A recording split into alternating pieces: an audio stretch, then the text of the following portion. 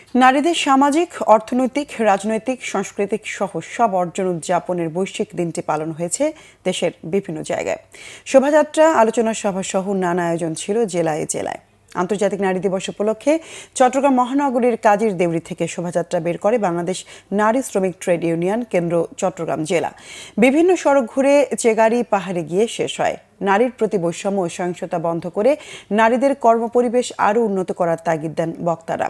Rally ও আলোচনা সভা হয়েছে ময়মনসিংহে। নগরীর জয়নুল আবেদিন পার্ক থেকে শোভাযাত্রায় অংশ নেন বিভিন্ন পরিবেশবাদী সংগঠনের নারীরা।